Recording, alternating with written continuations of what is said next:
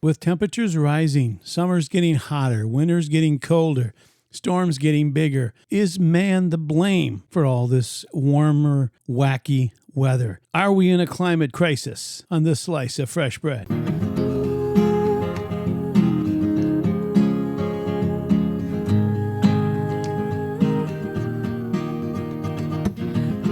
Welcome to Fresh Bread, a podcast ministry of Grace Bible Church, Gainesville, with Pastor Brandon and Pastor Keith.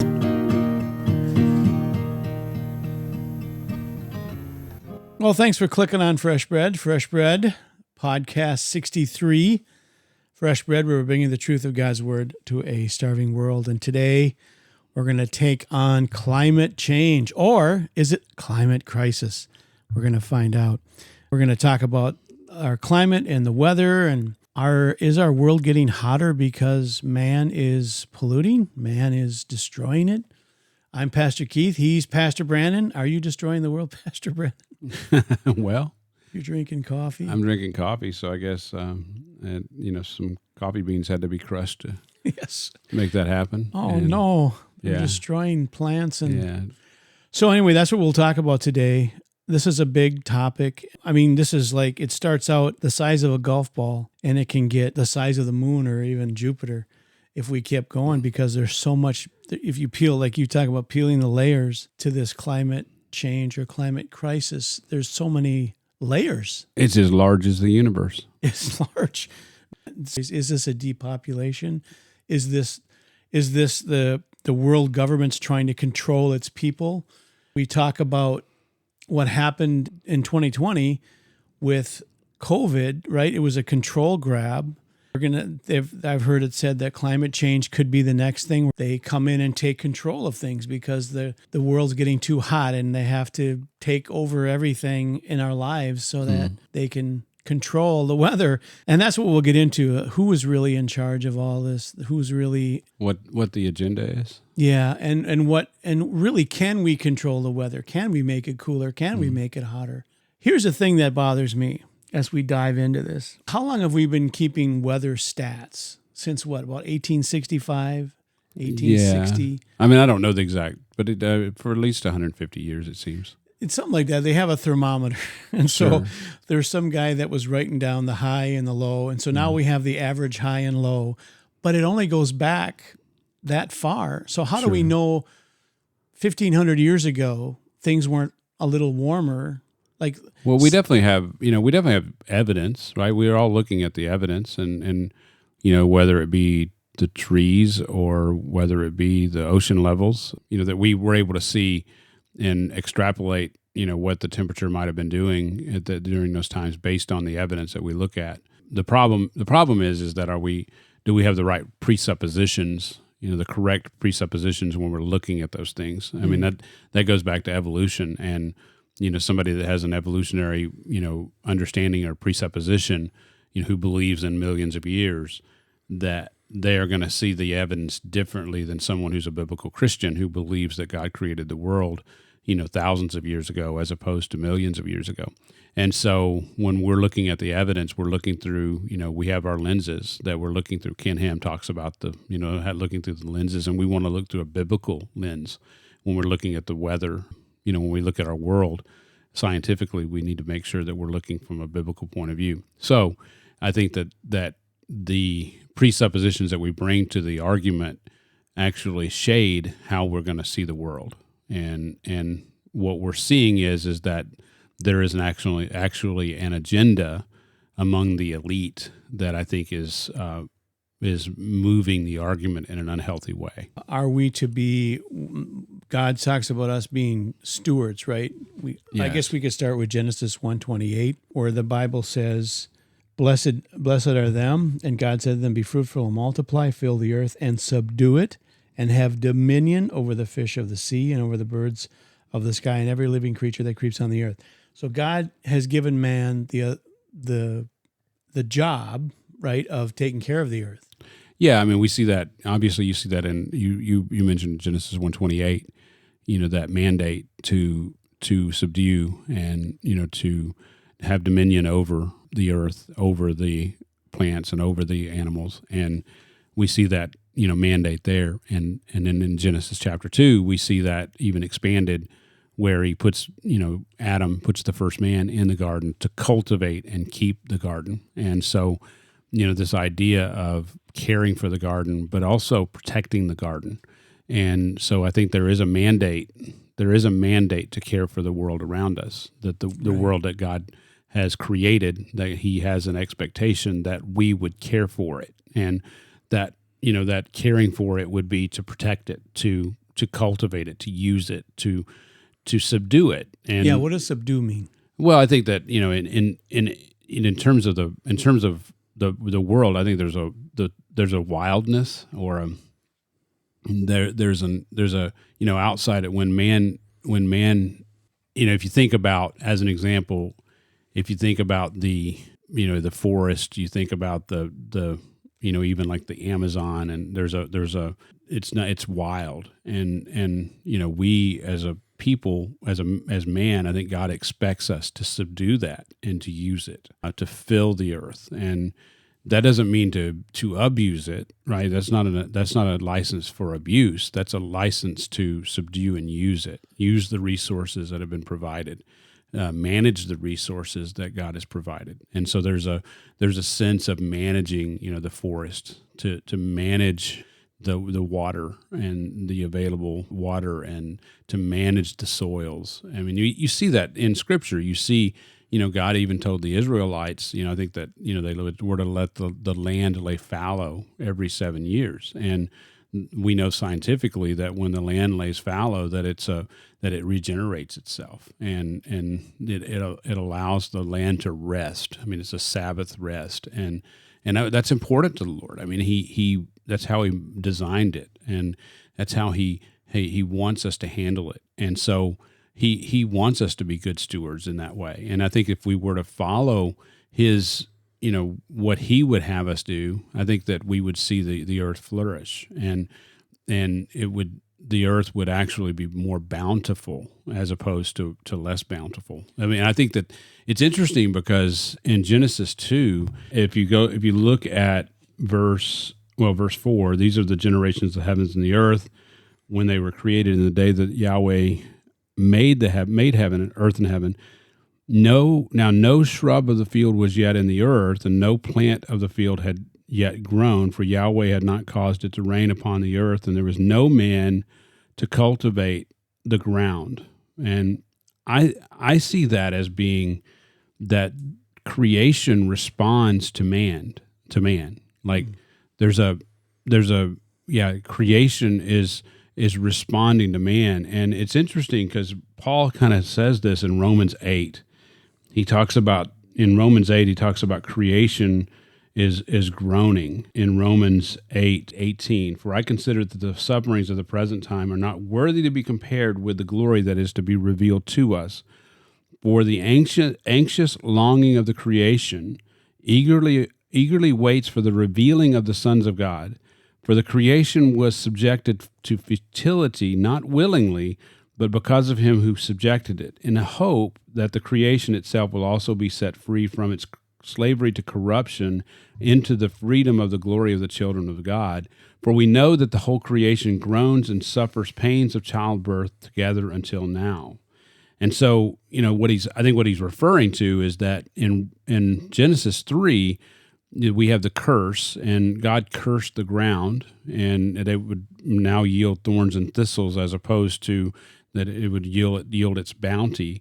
And so, because of man's sin, God has subjected the earth to futility, and so I think that when God redeems man, fully redeems man, we're going to see a creation that is doing what it's supposed to do, that is yielding its bounty, that it will no longer groan under this curse, and so that God will reverse the curse. And today, though, even though the earth is under a curse, I think the creation responds to man. I mean, there's a response to man who is, and we see that, right? I mean, I go out, my yard is, in whatever state of disarray, and I go out and I work for a couple of hours, and I see, I clean things up, and and the earth, my yard responds to that. There's a response to me doing that. The grass becomes greener, and the bushes grow better when I trim them, and the grass is greener when I put fertilizer on them and I fertilize the ground and I care for the grass. The grass gets better. I mean, it responds to me. It responds to my hand. We see that, and if you look at that from a whole point of view, from a larger or greater point of view, or from a higher elevation, I guess you could say, from a 30,000 foot level, if you just pull out and you look at the whole earth, I think that the earth actually does respond to man, and there's a response that says that man is important to creation, and is man is even more important to creation than creation is to man. I mean, if you think about it. So I agree with you. Man is important, Mm-hmm. but are there too many? Is the world too populated? Is that why the things are getting warmer and things are falling apart? Is the world overpopulated? Can there be such a thing as overpopulation? Well, no. Because God is sovereign. No. Ultimately, no. The answer is that God has created abundance. This world has abundance, and God didn't create a world that's deficient. Even with the curse, the world produces more than enough to go around. Most of the issue has to do with politics in terms of scarcity. There is scarce resources. As a matter of fact, if you think about the study of economics, it's a matter of managing scarcity. I mean, but I don't think that the scarcity comes from a lack of what the abundance the world has. I think the scarcity comes from really our mismanagement of the resources we have. As a matter of fact, I would argue that a lot of people, you look at eschatology, and a lot of people would say, well, why would there be a millennial kingdom? Why would because we believe that Christ is going to bodily reign from Jerusalem, and he's going to reign on this earth, and it's going to be 1,000 years, and we believe that it's going to be there's going to be physical prosperity under his rule. And you see some of that thing, and the prophets talk about that this time when things will be different, like on this earth, that the curse will be in the process of being reversed. It's still a time when there's going to be sin, and we see there's going to be an ultimate rebellion at the end of that time. But here's what I would argue. I would argue that Christ will demonstrate. He will demonstrate as the second Adam what the first Adam failed to do.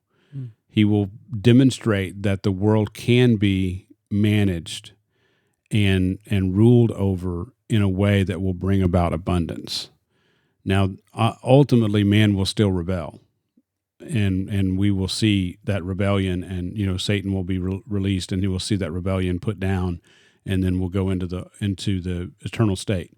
But I would argue that the millennial kingdom, Christ will prove, our Lord will prove, that this world is abundant, and that he, under the right rule, if man rules in the right way, that it will yield its abundance. So your question was, and I kind of answered more than that, but your question was specifically, why, ultimately, if you boil it down, why is there scarcity? Well, there's scarcity because of mismanagement. It's not because of a lack of abundance. It's not because of a lack of resources. It's because we've mismanaged the world. We've mismanaged the resources that we have, but we've also mismanaged the world so that it's not yielding all that it possibly could. Yes, and that's it. And I'm glad you went down that road, because we aren't. But also, when you look at what the authority, I don't know what you'd call them, the those who are moving things behind the scenes, they're talking about overpopulation. And so I was asking you, is Genesis 1:28 still in effect, where the Lord says, "Be fruitful and multiply," or is that over? Is that done? No, I would say it's still in effect. So there, and that he will ultimately bring that. I think the millennial kingdom will be a time of unbelievable progress in terms of the resources of this earth, and that I would argue there probably will be a population explosion during that time. That I've heard that too, that there could Yes. be a lot of people in that time. Yeah, I mean, I think prior to, it's funny because I think prior to the flood, the earth had more people than it does today. That's, if you think about the lifespans and you think about where we were, I would argue that very, very, very possibly, I would say even it's probable that prior to the flood, there were more people on earth than there are today.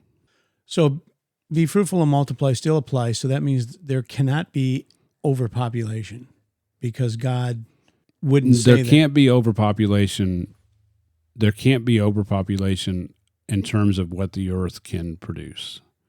There can be overpopulation in terms of mismanagement. You look at famines that go on, and famines generally are because of mismanagement. Yes. Whether it's a lack of knowledge in how to make the land produce, or whether it's politically driven in not allowing food and resources to flow to the people who need it, whether it's some, warlord that's not allowing, shipments of food or whatever, famine, that sort of thing is generally the result of political issues or mismanagement in general. And when the earth is managed properly, and you can, it's funny because you look at Israel before, when in 1948, when they came back to the land, the land was basically desert. I mean, hardly anybody lived there because it couldn't support anybody. But Israel came back and they began to do, to have technological advancements and irrigation and caring for the land and doing things in general correctly. And now the land blooms.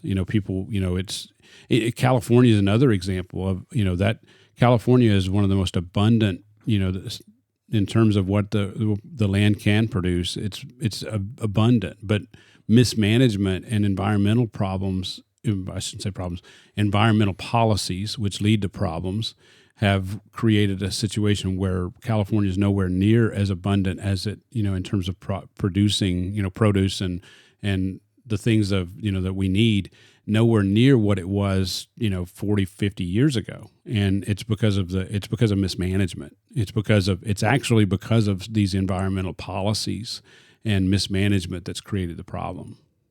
So this is a question I've always wanted to ask you. I kind of know the answer, but for those out there interested, are animals and plants just as important as humans? No. I mean, animals and plants are important, but they're not. I mean, they're important, and God created them, and as God's creation, there is a critical importance to them, but I think that obviously I can answer this in a couple of ways, but one is, in Genesis chapter 1, He created man last, and He created man as the pinnacle of His creation.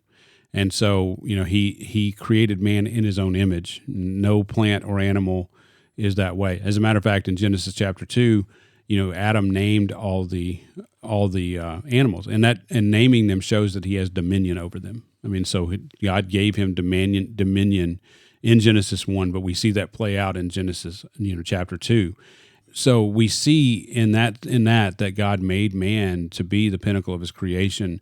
He made man in his own image, and so but he made the animal kingdom, and He made plants. He made to be an aid to man. So He gave them to us. He gave them. He said He gave the fruit of the trees to eat, and that's in Genesis 1 and 2. In Genesis 9, He gave the animals to eat.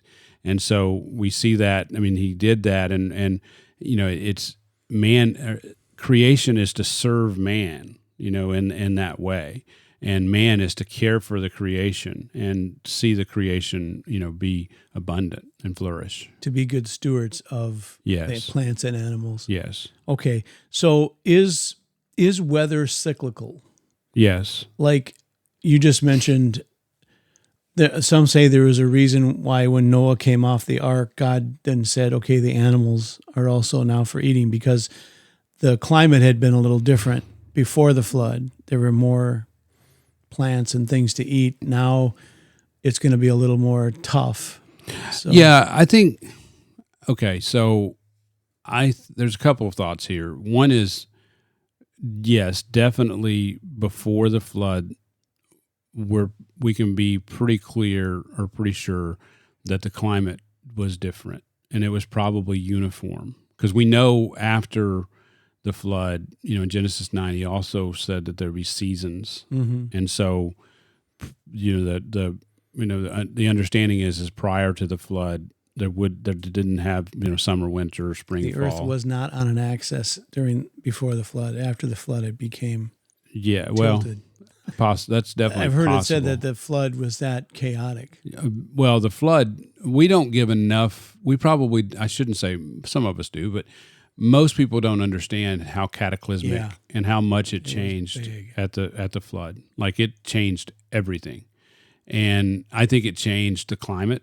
And I think that, and ultimately, I would argue that that's probably why we went from vegetarian, eating fruits and basically plants prior to the flood, to eating meat after the flood. There was something different about our atmosphere that created the need for meat.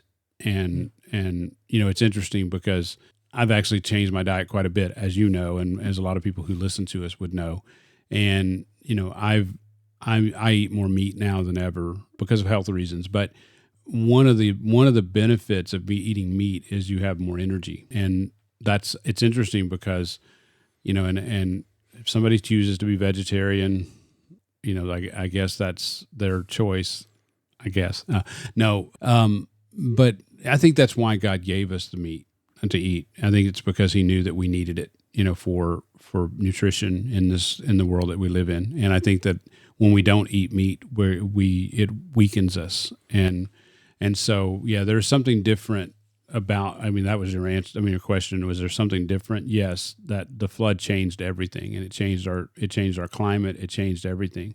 And I think that points to that there are things at play when it comes to our climate that are out of our control, right? We can't control them, and we're not impacting the world, at least at the level that they're saying, that they try to say that we're impacting the world. Yeah, and I agree. Weather is cyclical. There have been hot summers. There have been cooler summers. And as we record this, we're heading into summer. Yes. It's supposed to be maybe the hottest summer on record. Yes. But again, these records go back about 150 years. Yes. So it's hard to know. Well, and the flood itself was a massive climate. And massively impacted the climate, even for many, many centuries after the flood. We, as a biblical Christian, I reject, I think how many ice ages do they say that we were supposed to have? Several. Yeah. But, I believe that after the flood, that the flood was a volcanic event and not just a water event. It was a water event, but it was also volcanic, and that I think that there was one large continent, and funny enough, you have secular science agrees that there was one large continent. I believe that as part of the floods, when the floodgates were opened, that it burst forth from underneath, and it was a cataclysmic volcanic event that split the continents, and so that there was tons of ash and tons of steam that was put into the environment because of this hot event. And for many, many centuries, even after the flood, you had, I say many, I don't know how long, but for a long time after the flood, you would have had cloud cover. Like, it would have been a vapor layer that would have spread out throughout the globe, and it would have changed the temperature of the earth. And I think the ice would have encroached. The level of the oceans would have dropped because of the ice, with that ice accumulation on the land. And I think that's what allowed for migration. And you see Noah, starting out, and you see, the tower, they ended up gathering at the Tower of Babel, and God confused the languages, and then they spread throughout the earth. And I think that it was that ice age after the flood that allowed, with the lower sea levels, that allowed for the migration, like the Bering Strait was exposed, and they're able to walk across from what is now Russia to Alaska and down into South America. Yeah, I think that's how the migration happened, was because of the ice age after the flood. So my whole point is that yes, there have been massive changes in climate throughout man's history, and the flood would be, part of that change. Yeah, and there's you sent me an interview that Tucker Carlson did with a professor who was talking about, and I tend to agree with him, is that we kind of underestimate the power of the sun. There have been times where the sun has been very strong, and there have been times when it's been weaker as it rotates or whatever it is. And that has caused cooler summers and and cooler winters. Sure. I remember growing up in Minnesota, we had some cool summers where that just wasn't. We barely got a couple 90-degree days. Yeah. And then there are other summers where we're in the 90s all the time. Sure. So you just don't know. And I think the key is man the cause of that? Well, yeah, I think, we're kind of turning the corner now a little bit in our talk here. And yeah, I think that's the question that we have to answer as biblical Christians, is that, the people in the secular science is saying that we're undergoing climate change. And I think as biblical Christians, we have to recognize that climate does change. That climate has changed historically. That we've already pointed to the flood. We've pointed to an ice age after the flood created by the water vapor, and so climate has never been a constant. It's never been an I say never. Since the flood, climate hasn't been a constant. Prior to the flood, it's probable that the climate was very constant, that temperature was very much the same year-round, that the weather was pretty much, basically the same every day, and, that the weather patterns that we see today are as a result of what happened in the flood, and as a result of, whether it's the earth being knocked, tilted, where it wasn't tilted before.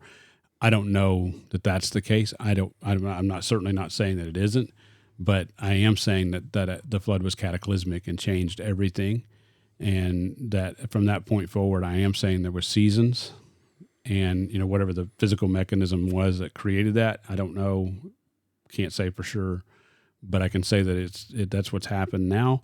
And since that point forward, the world has been in a state of flux.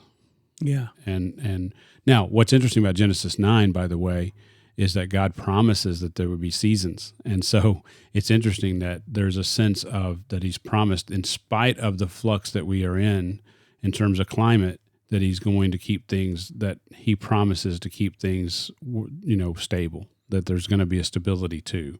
And there is a stability. We can expect that it's going to, in a few months, we're going to start turning cooler, and it's going to get cold, and then it may not be as cold as last year. It may be colder. I don't know, but we can expect that it's going to get cold, and then in spring it's going to warm back up. And I mean, there's an expectation, and he's promised that that's going to happen.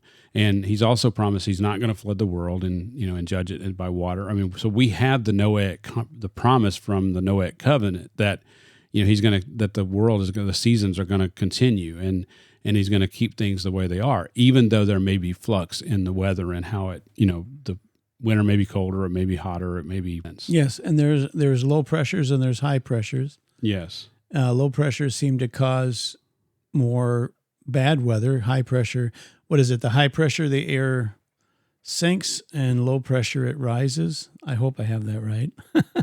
So in Florida here, we have low pressures that come in, and they become hurricanes, they become storms, and they wrap up, and that's all because of the flood and the curse that we have these things. And in the Midwest, we have tornadoes. We have high pressure, low pressure. Yes. Weather systems coming together, crashing together, and yes, they didn't have that before the flood. Not before the flood, I don't think so.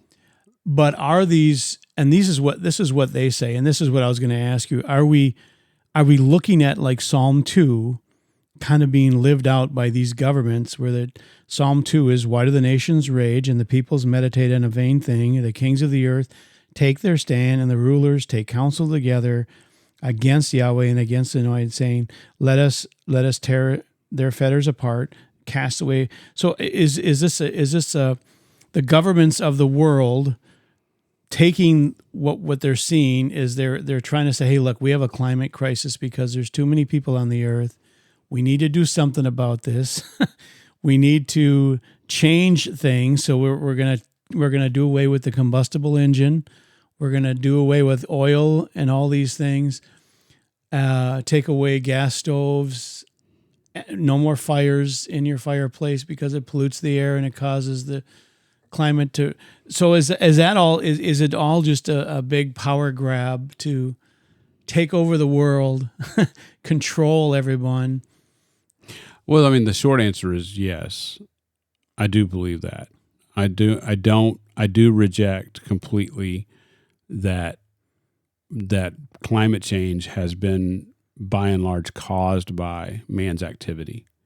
I mean, I think that man's activity can have impact, right? Especially, I used to go to California when I was young, and the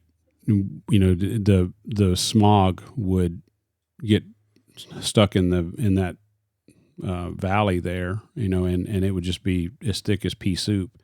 And I think that that cars and trucks and the way they were made, I think obviously contributed to that. And I think that it was right and good to find better ways to burn cleaner, right? I mean, I think that's a good thing. So I don't think as Christians we ought to be so much climate deniers, if you will, that we are okay with factories pushing poisons into the atmosphere and poisoning our streams and that sort of thing. That would not be that would be going against the Genesis mandate. The Genesis mandate is we to care for our resources and to cause them to be abundant and do things that are going to help them be abundant. And I don't think that we should be on the side of corporations that are pumping poison in our air.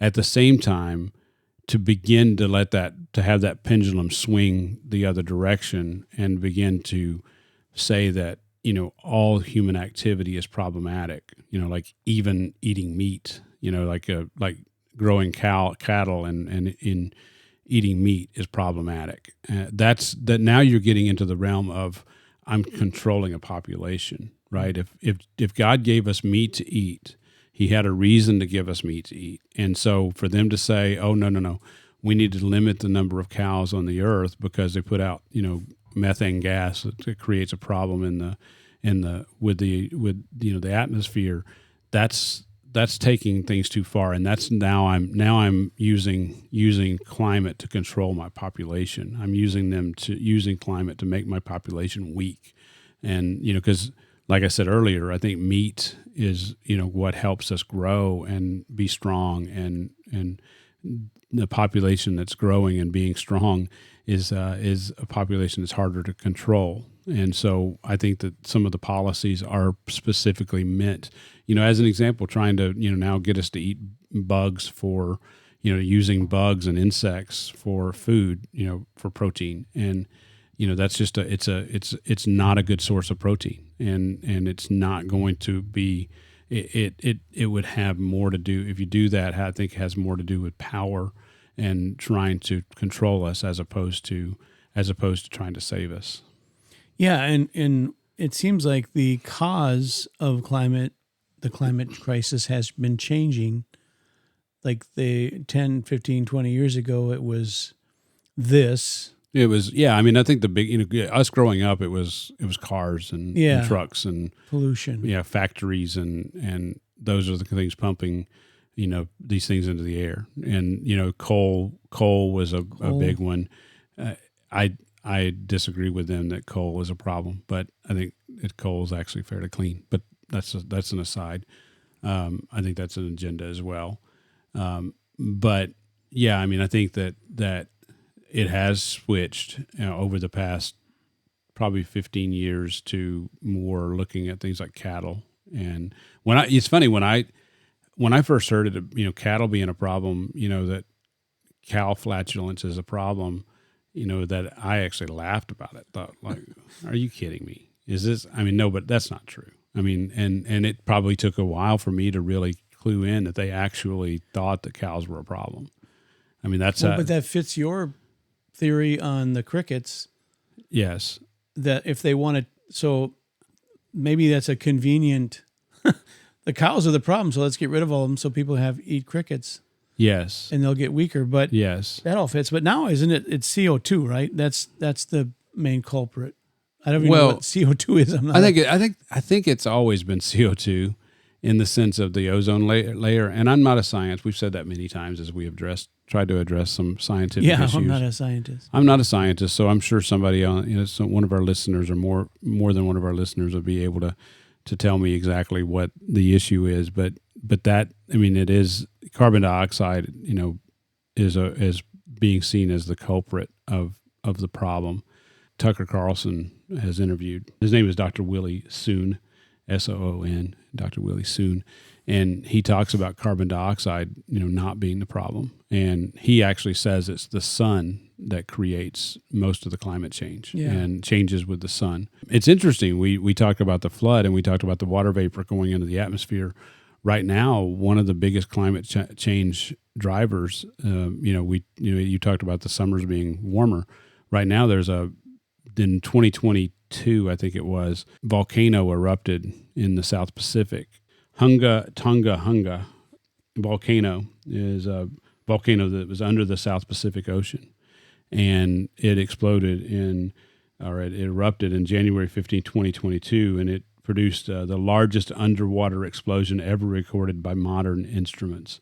It released a large amount of water and volcanic gases into the stratosphere and was the worst volcanic eruption in terms of death, property damage, and financial losses in 2022.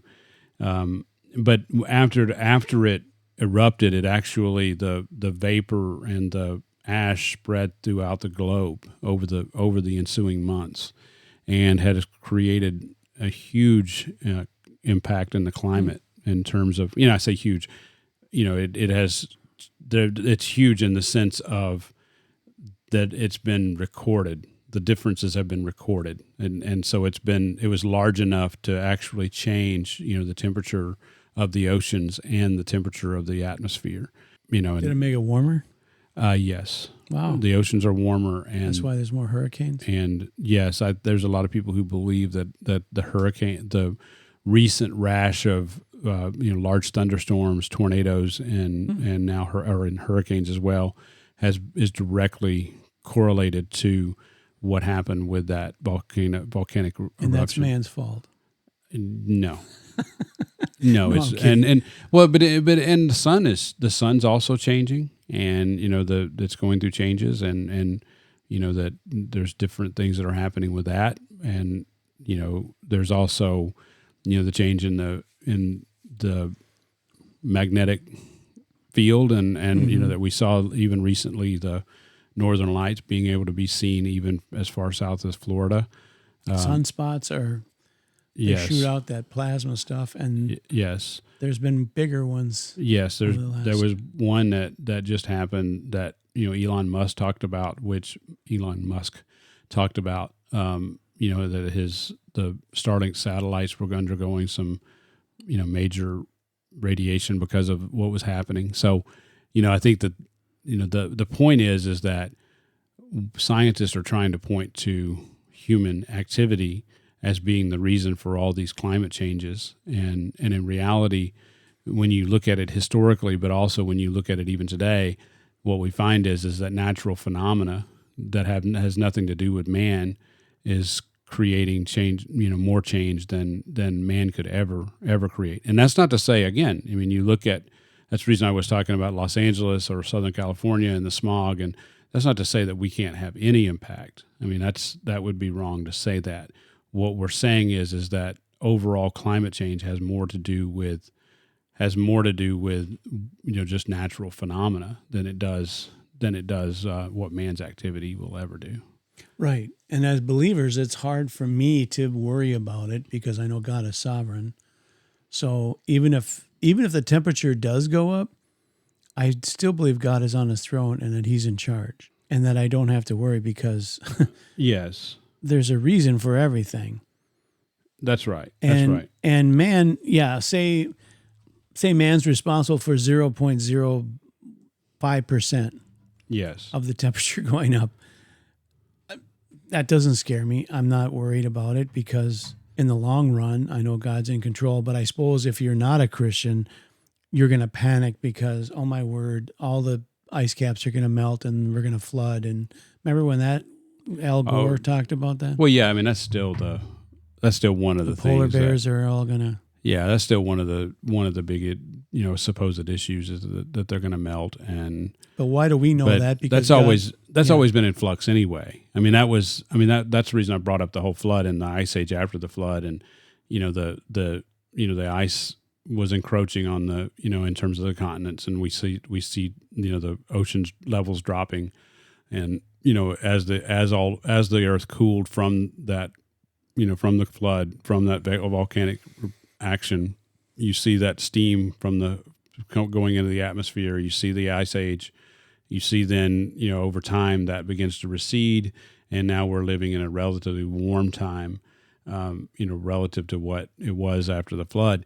And that's just natural phenomena. I mean, it's just we see sunspots, we see volcanoes that are erupting in the South Pacific. I mean, that are creating climate change, and we're not denying that there's climate change. I mean, we're actually saying no, we agree that there is climate change. What we're denying is that it's human activity that's creating climate change on the scale that would actually matter. That would actually bring about problems for society. Yeah, and like how much if like 5 volcanoes erupt, how much does that spew up? Is that about as much as like 12 cars? I mean, I don't know. Like, it'd be millions of cars. Well, that's what I mean. Yes. So, and that happens. I mean, I think I used to follow that. Yeah. Like at one time, I think there were 12 active volcanoes. Yes.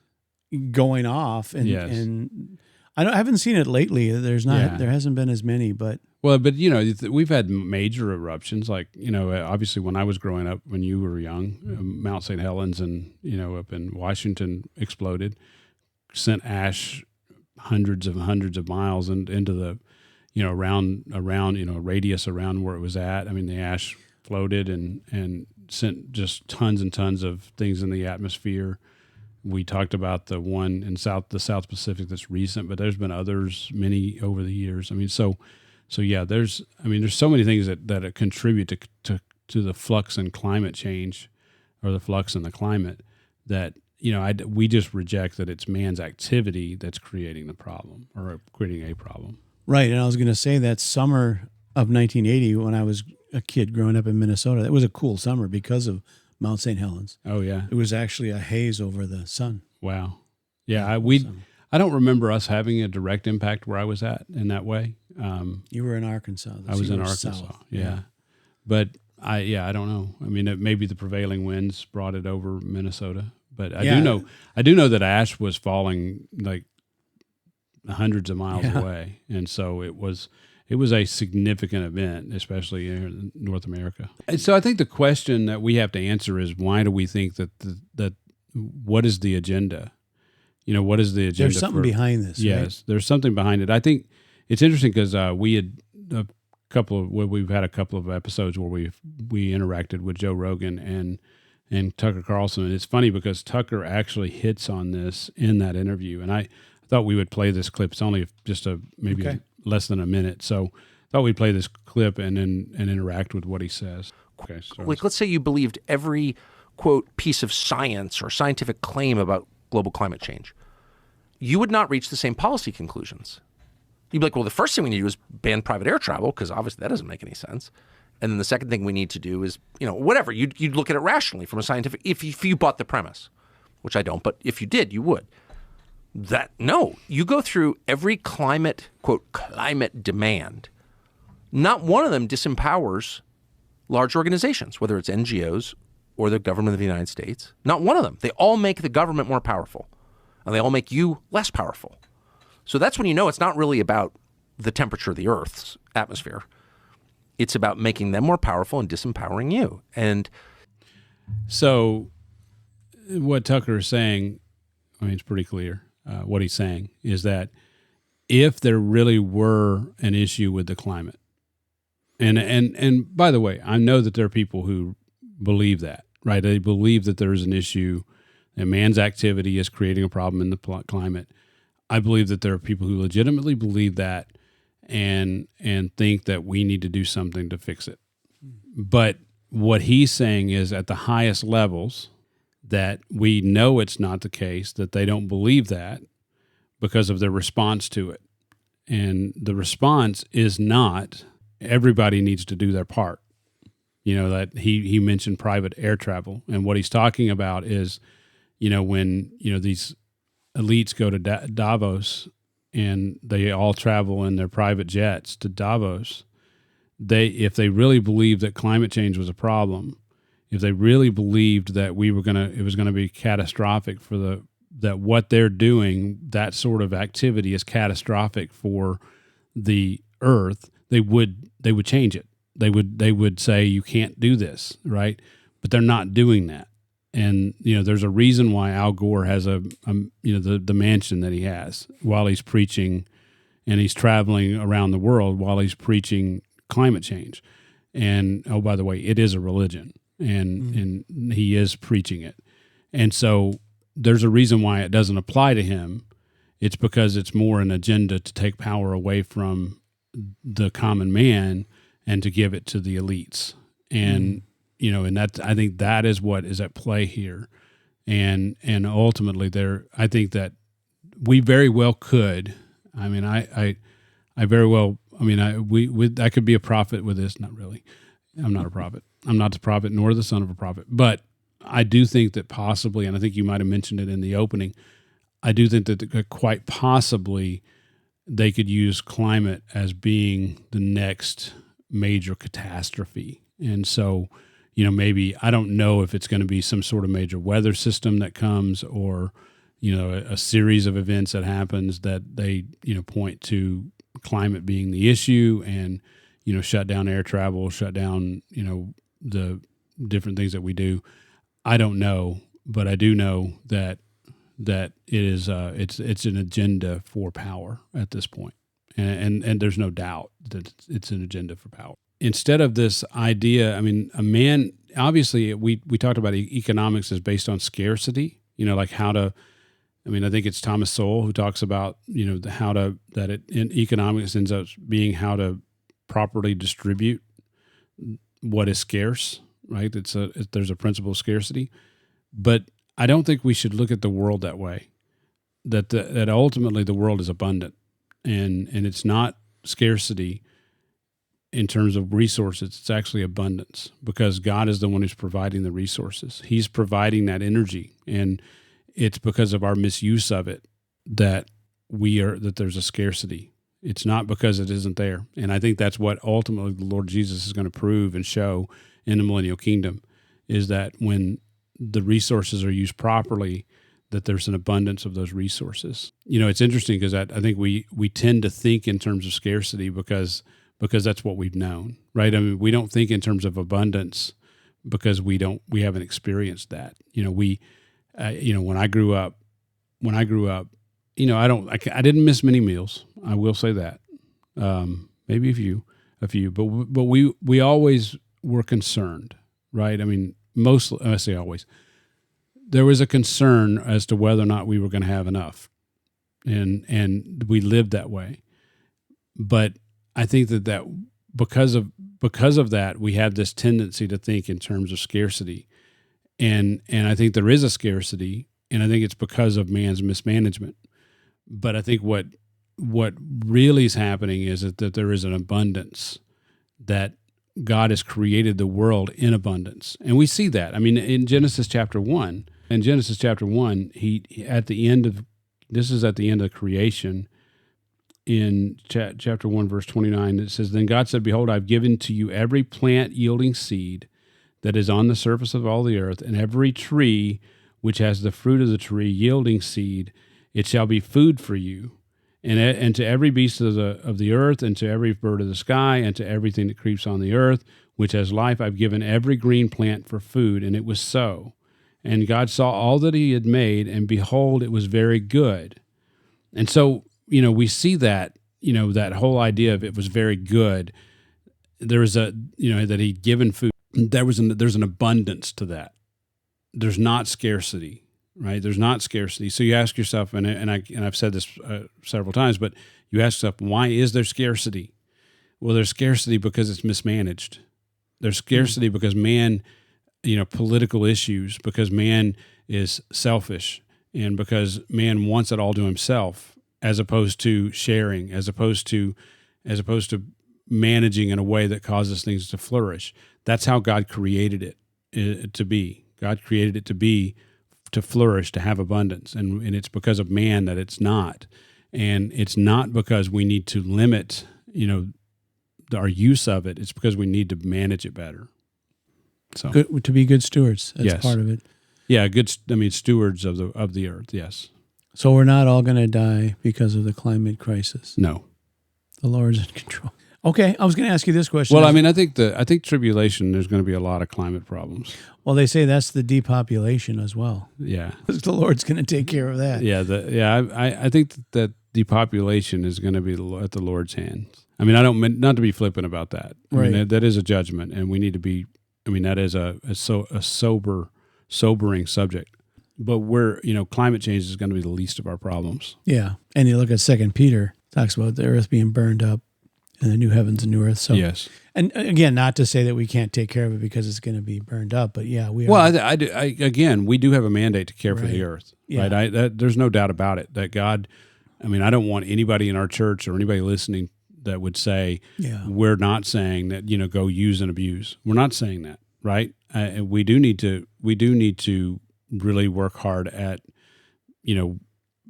caring for the earth around us. You should care for the environment around you as to the level that you can. I mean, if you own land, you should care for your land. If you own animals, you should care for your animals. I mean, you should want to see them flourish, and to abuse them would be wrong. Yep, seasonal and cyclical. Yes.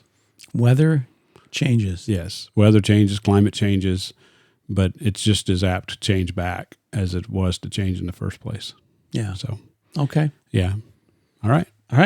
Yeah, and I've always agreed. I don't understand how people do this. I eat a lot of Twinkies in my life. I've never thrown Twinkie wrappers just out in the wind. I don't understand why people would throw things like just let. I've always looked for a trash can.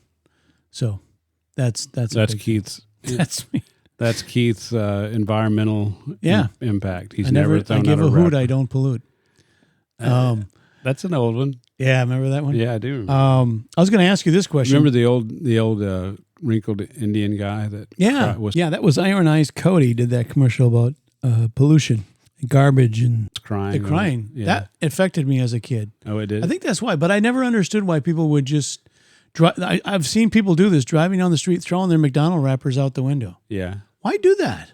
Yeah, that was a big problem in Arkansas years ago. Was it? Yeah. It doesn't make any sense to me. People littered all the time. Just keep it in your car and throw it away when you get home. Or just keep it in your car. Well, yeah, that's my problem. That's my problem. My wife too. still gets on me every time. She hey, you went to McDonald's this week. How'd you know? Well, I look in the back seat.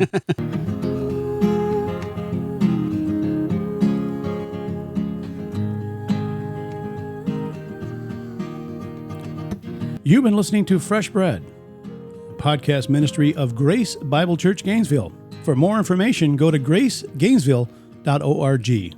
And thanks for listening.